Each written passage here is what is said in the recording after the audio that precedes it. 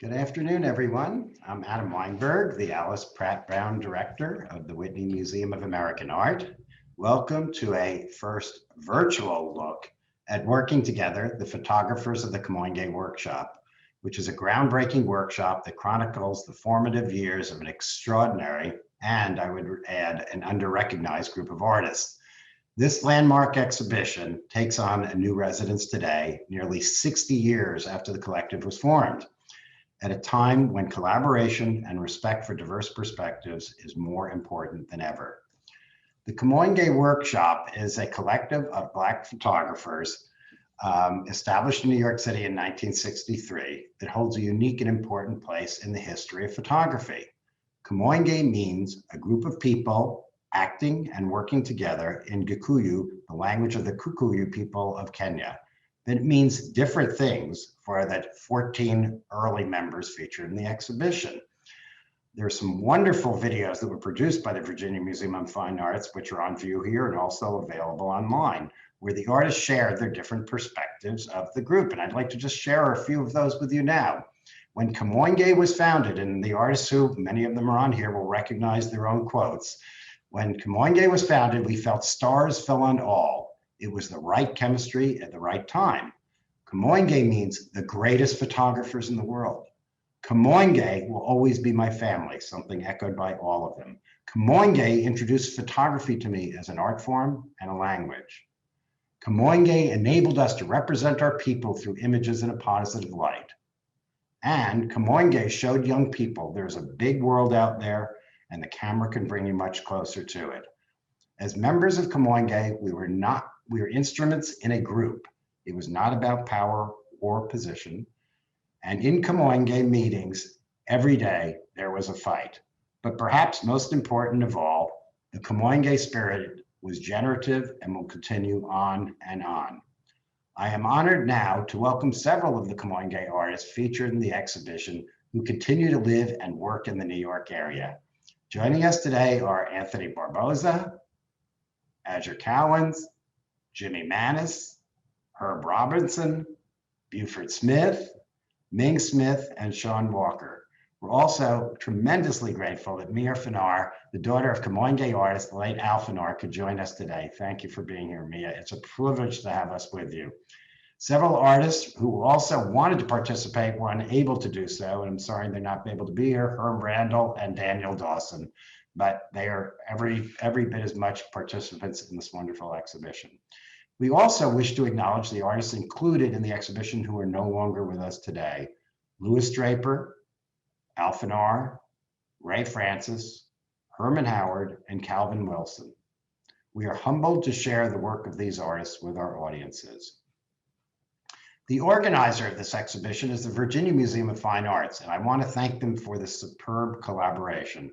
First and foremost, to Director Alec Nargis, who is himself a photographer and a photography historian, so I know the show is dear to his heart from the get-go.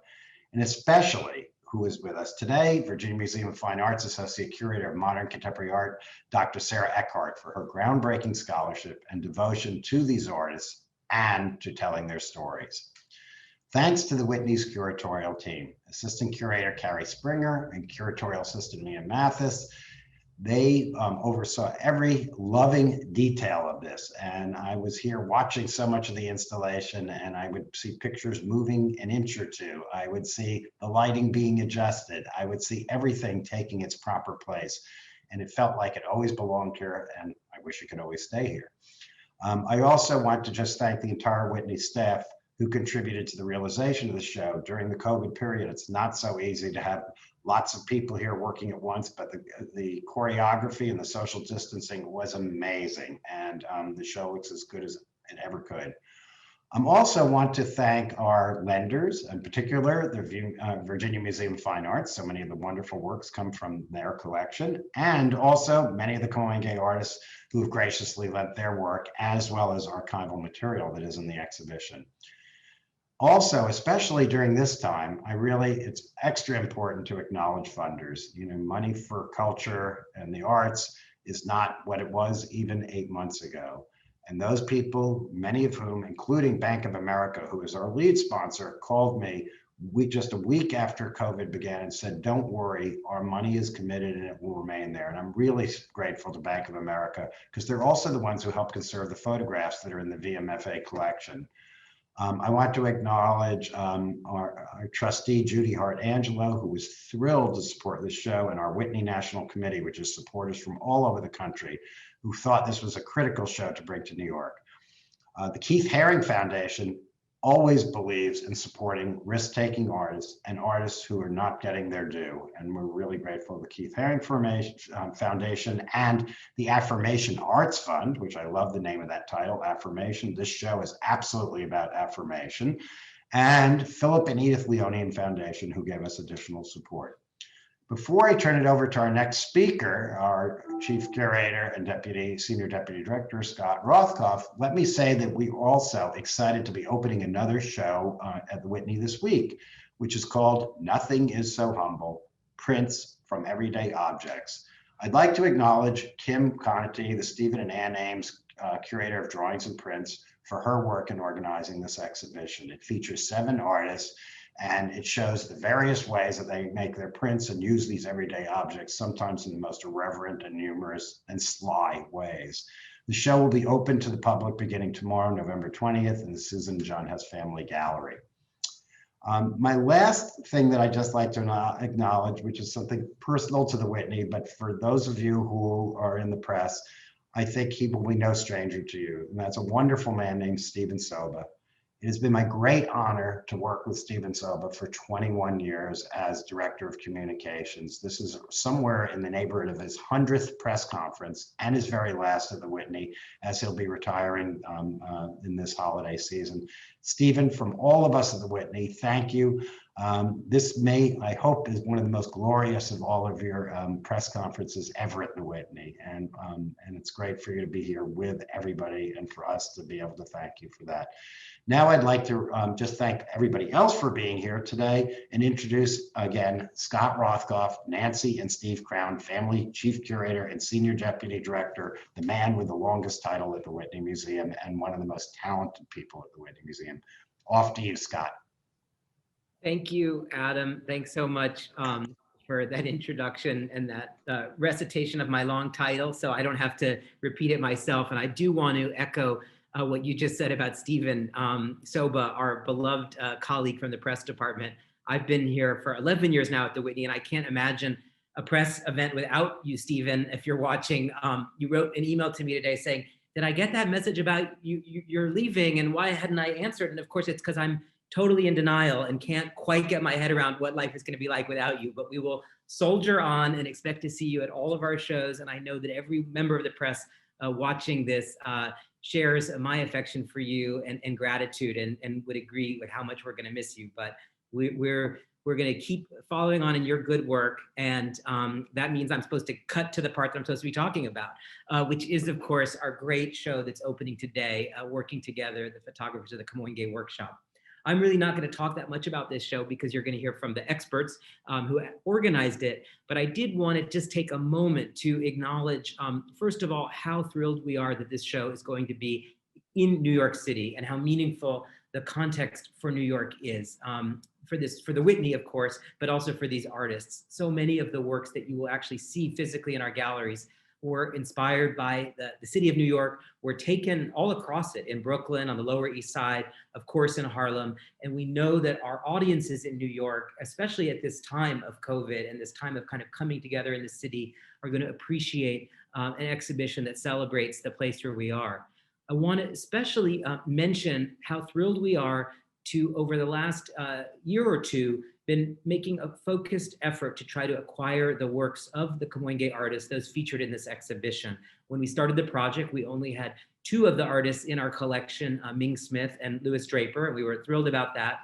But in the run-up to the exhibition, we've added the work of 6 artists with 15 acquisitions, some of which you can see in this show. And I really just want to acknowledge Anthony Barboza, Sean Walker, Herb Randall.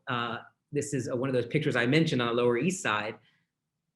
Buford Smith and Adger Cowens. and Herb Robinson. I want to welcome all of you to the Whitney's collection. I can't think of a better way to welcome you to our collection than to share your work in this wonderful show. And we're certainly committed, of course, to seeking out the work of all the artists in the Kamoinge Workshop who are part of this exhibition in the coming months. And that's something we really look forward to pursuing. As Adam mentioned, we also today are opening another small show that draws heavily on our collection, including new acquisitions. It's called Nothing is So Humble, Prints from Everyday Objects. And the title of the show, Nothing is So Humble, actually is a quote from the artist Sherry Deans, whose work you see here. And really what she said is, nothing is so humble that art cannot be made from it. And by that she meant trash, banana skins, all the stuff of everyday life that was around her. And here you see a great example of actually a rubbing from the street that Sherry Deans made in the 50s. This show spans from the 50s to really the present, to last year. And what you see is that the artists who have made the prints in this show are not drawing on a plate, carving into it like we think of as traditional printmaking, but actually rubbing directly from objects, sticking them on their plates and putting them through the press. In the case of this incredible Patty Hill work, she's actually using the Xerox machine as the kind of printing press, gathering things from all around her, making these beautiful images, which feel so resonant in a time I think that we're all spending a lot more of our time at home. And I do want to also mention the works of Ruth Asawa and Zarina, this great Ruth Asawa potato print, this kind of domestic sensibility of the work that you can make with the materials on hand. Nothing is so humble that you can't make art from it. And finally, these great recent acquisitions of Julia Phillips, where you can see her actually running hose that's inked on top of the paper and making prints that way. And so I do hope you'll come and see this show. It's an interesting complement to the Kamoinge exhibition, as well as all of our other shows, including the Salman Tour exhibition that opened last week. It would not be a Whitney Press preview if I didn't steal 2 more minutes of your time to plug some of our upcoming projects that we're most excited about. One being the major Julie Meritou retrospective that will open on our 5th floor in March.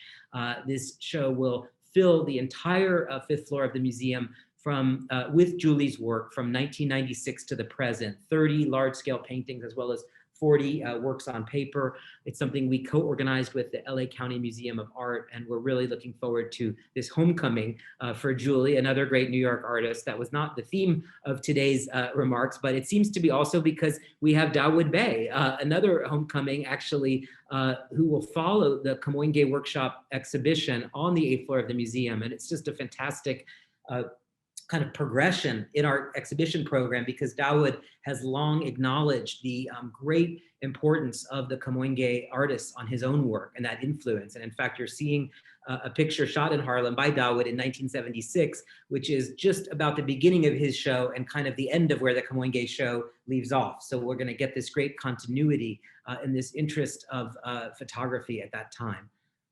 Finally, I have to mention Day's End by David Hammonds. This is really just such a thrill for us that we are nearing completion on a project that has been in the works for something like 5 years, and we hope to unveil it this winter. We can't give you an exact date yet, but stay tuned, we will. I think, as most of you know, David is a great artist working in New York, a longtime friend of the Whitney, and I would say not just a great artist working in New York, but one of the greatest artists working anywhere in the world. And I think we should be so lucky that the Whitney Museum has had the opportunity to collaborate with him and help create what I think will be the most significant piece of public sculpture to happen in New York City in a very long time. I should say permanent public sculpture, because what we are doing is creating a kind of permanent monument on the edge of the Ginzburg Peninsula, directly across the street from the Whitney. You can see our building here, and then you can see David's piece spanning the entire length of the peninsula, and this very fine outline recreating the kind of ghost edges of the pier that had been there during, first of all, shipping times, but also when Gordon Matta Clark created Day's End, where he cut into the pier to make this art project really illegally. It was not at anybody's invitation, a beautiful sort of chapel or temple of light as it crossed the Hudson and filled the space with Gordon's art in a way kind of bringing the inside and the outside together, as well as the history of the site and its present. And that's something that David, of course, has done for us gesturing back to Gordon Matta Clark's work, but really to the whole history of this island, the place that was used, of course, for gay cruising at different times, for shipping industry I mentioned. This was, of course, a site, a homeland for the Lenape people, and we want to acknowledge, of course, the ongoing presence of the indigenous community in New York. And all of these stories kind of come together in this very beautiful piece that we think will be a real gift to New York and something that we hope people will enjoy for many years to come. So I think with that, I am supposed to introduce Dr. Sarah Eckhart, the Associate Curator of Modern and Contemporary Art at the Virginia Museum of Fine Arts, our partner on this exhibition. Sarah, I want to thank you for trusting us to be a venue for your really incredible project. It's obviously something that you conceived with a lot of scholarship, but also a lot of love, and we're really grateful for that. And I want to also thank Carrie and Mia, as Adam did, for the work that they did with Sarah on bringing this show to New York. So with that, I just want to thank you all, and please enjoy the rest of the presentation on the Kamoinge Workshop. Thank you. Thank you, Scott. I am thrilled that the artists of the Kamoinge Workshop and this exhibition have such an extraordinary platform at the Whitney in New York, their home. But I want to speak for a few minutes about why this exhibition about a New York collective began in Richmond, Virginia.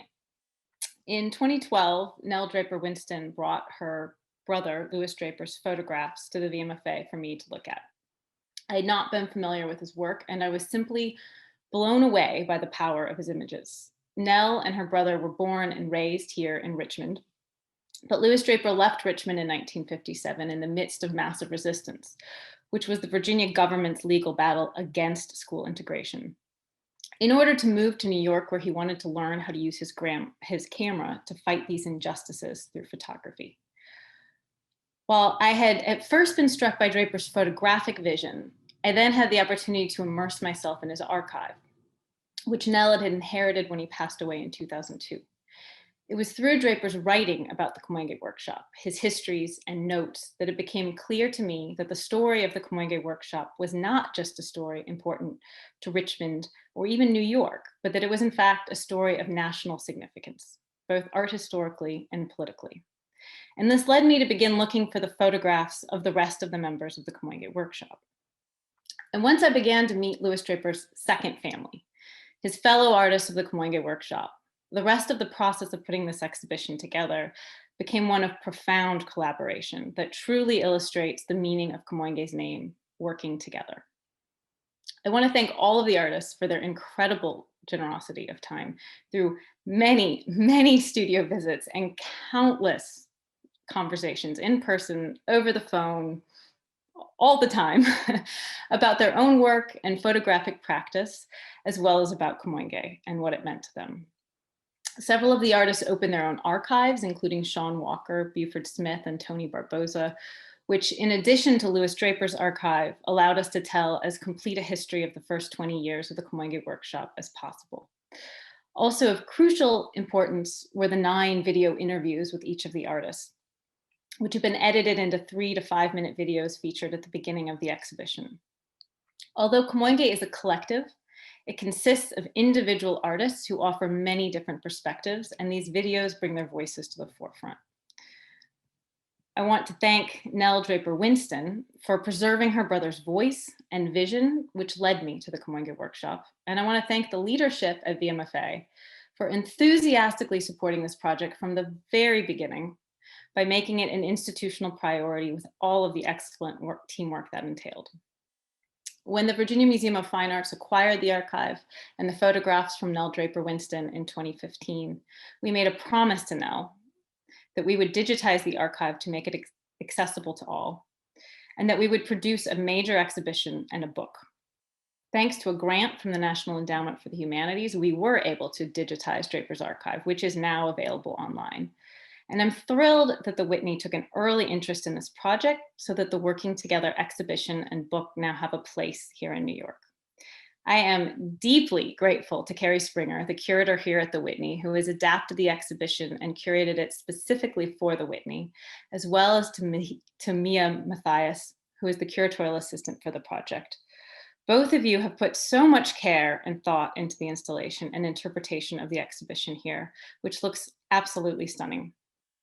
It has been a privilege to work with both of you. And now I would like to hand this presentation off to Carrie Springer with sincere gratitude. I thank you so much, Sarah, and good afternoon to everyone. Thank you very much for being here today. I want to second and third my thanks already made to the Virginia Museum of Fine Arts, to the funders of this exhibition and the lenders. Thank you to our director, Adam Weinberg, for all his support for this exhibition, and to Scott Rothkopf and David Breslin, the DiMartini family curator and director of curatorial initiatives, for all your help and support for the exhibition. A very special thanks to Mia Matthias, curatorial assistant, who has been an amazing colleague in working closely with me on all aspects of the exhibition. Thanks also to Lauren DiLoretto, our extraordinary exhibition curator, and to Anna Martin, our exhibition designer, and to the countless other colleagues across the museum. In virtually every department, all of their contributions have made this exhibition possible. A very special thank you to you, Sarah Eckhart, the exhibition curator, who has been a totally generous and insightful colleague. And above all, I want to thank the artists, who, besides making such remarkable photographs, have been incredibly generous with their time and allowing me to make studio visits, in talking with me and sharing information about your work and about the history of the Kamoinge Workshop. A huge thank you to all of you. Anthony Barboza, Adger Cowens, Daniel Dawson, Jimmy Manis, Herb Randall, Herb Robinson, Buford Smith, Ming Smith, and Sean Walker. Also, thanks to Mia Fanar, daughter of Al Fanar, a deceased Kamoinge member, and to the artists who gave me insight into the other deceased members of the group. The focus of this exhibition is on the first 2 decades of the Kamoinge Workshop, a collective of 14 Black photographers who lived in New York City and initially came together in the spirit of friendship and support. They each had different backgrounds and experience with photography, but they shared a common purpose: to pursue photography as an art form and to make photographs of and for the Black community as they saw and experienced them, in contrast with how they were often portrayed in art, media, and popular culture at that time. The time frame of the exhibition is 1963 to 82, a period that coincides with the Black arts movement and the civil rights movement. The members chose the name Kamoinge, which means a group of people acting together in the Gikuyu language of the Kikuyu people of Kenya. The name Kamoinge reflects the essential ideal of the collective, as well as its global perspective. The works in the exhibition come from a collection from the Virginia Museum, loans from the artist and other lenders, and a selection of works from the Whitney's permanent collection. The exhibition is organized thematically, and each section of the presentation includes works by all the artists. This photograph by Anthony Barboza from 1973 forms a visual introduction to the exhibition, and just outside the gallery on the right is a monitor playing contemporary interviews with each of the 9 living artists. The show begins with a section that is based on the idea of community, meaning the artist community. The photographs in this section and in general were not staged, but rather were shot spontaneously, and in many cases were the result of a split-second impulse that was informed, as many of the artists have explained to me, by their eye, mind, body, and heart. Some of the photographs were taken on city streets and depict people working or resting and meeting with friends, as in Ming Smith's photograph on the left and Anthony Barboza's photograph on the right. There are photographs that include walls and buildings, as well as people moving throughout the city. This is Herman Howard's Sweet as a Peach. There are photographs of children playing on the street, as in Calvin Wilson and Buford Smith's photographs shown here. There are photographs that have a quiet, lyrical quality about them, as in Adric Cowan's Footsteps from 1960. There are quiet interior shots, such as this one on the left by Ray Francis, and images that depict intimate friends and family, as in Herb Randall's photograph here on the right. Photographs that include self-portraits, as in this work by Sean Walker. There is also a selection of portraits that include photographs of students. Some of the artists taught photography in youth programs in Harlem and Bed-Stuy. Here are portraits by Louis Draper, the first two on the left, and by Daniel Dawson, the photograph on the right. The Kamoinge Workshop published two portfolios, one in 1964 and one in 1965, and we're presenting a selection of prints from both of those, as well as a number of archival materials that include exhibition announcements from a gallery they maintained in Harlem on 139th Street, where they held exhibitions in 1965 of their work organized around particular themes. There are also announcements from other exhibitions, including this one shown here from the Studio Museum in Harlem from 1972. Music, in particular jazz, was very important to Kamoinge members and was a passion they all shared. Musicians were also a particular inspiration to Kamoinge artists to develop their own voices in photography. As Daniel Dawson said, the highest standards of excellence that we had in the Black community were musicians. Some of the photographs in this section show musicians performing, such as this powerful image by Herb Robinson of Mahalia Jackson, or this lyrical image by Danny Dawson of Charles Oyama Gordon. The show also includes a dazzling photograph of Sun Ra by Ming Smith that evokes the energy and spirit of music.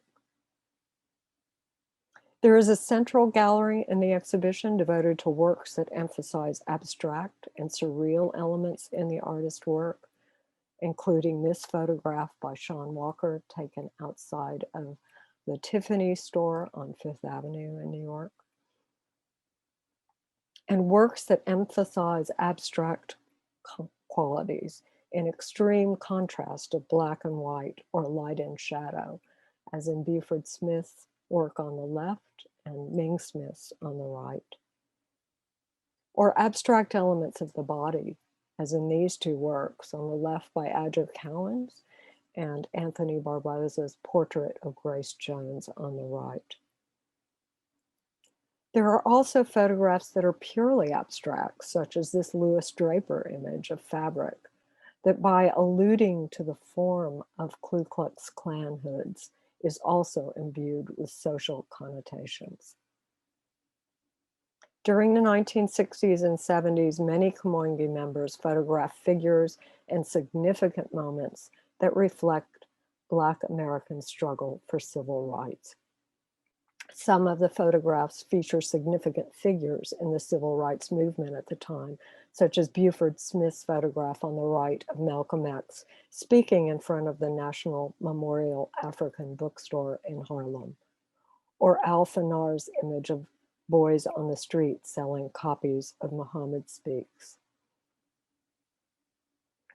This photograph by Adric Cowan shows Malcolm X speaking to a crowd. It's taken from an unusual perspective that abstracts the image, and rather than spotlighting Malcolm X, it highlights how many people were gathered to hear him speak. Other photographs, such as Ming Smith's Americans Seen Through Stars and Stripes, engage with civil rights on a more symbolic level by including an image of the American flag that complicates the implications of shared national values. Some of the artists went to the South to photograph, and you can see images such as Louis Draper's photograph of Fannie Lou Hamer on the left in Mississippi, and this extraordinary image by Herb Randall of a quiet moment in Palmer's Crossing, Mississippi, where he spent time photographing events surrounding the Freedom Summer there in 1964.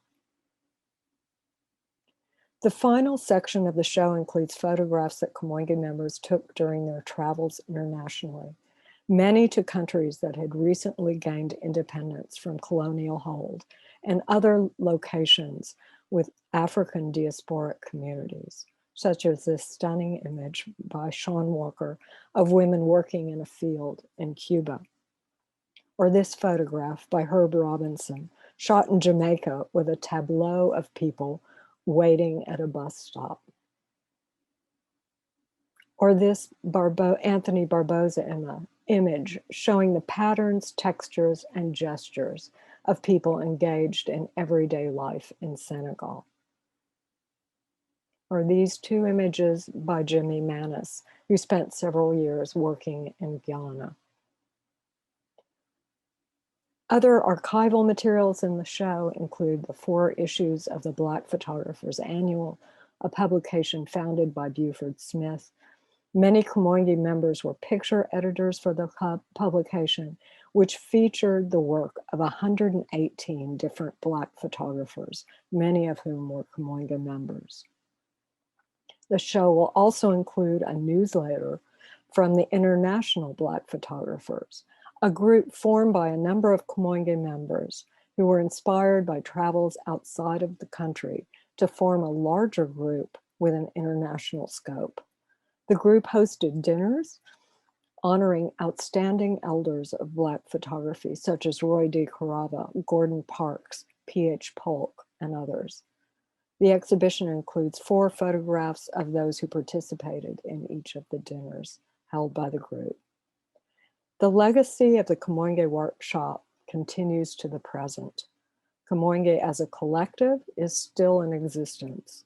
However, in the 1990s, the membership changed and expanded, and the group also incorporated. It is now known as Kamoinge Inc. As you can see from all the images, this exhibition will highlight the Kamoinge artists' distinct visual voices, as well as their collective concerns, and celebrate the workshop's important place in the history of photography. The artist's self-organizing, commitment to community, and centering of Black experiences in their art is as relevant to the current moment as it was in the 1960s and 70s. I hope you all will come to see the exhibition in person. Thank you. Thank you, Carrie, for that great overview of the exhibition, and thanks to everyone who tuned in today. I do want to make a special plea and echo Carrie's words that all of you will come to the Whitney. I know it's a tough time in New York. It's a tough time all around the world, really, but we are committed to providing really a safe viewing experience for all our visitors and for our staff. And we think that this show and these artists deserve to be seen.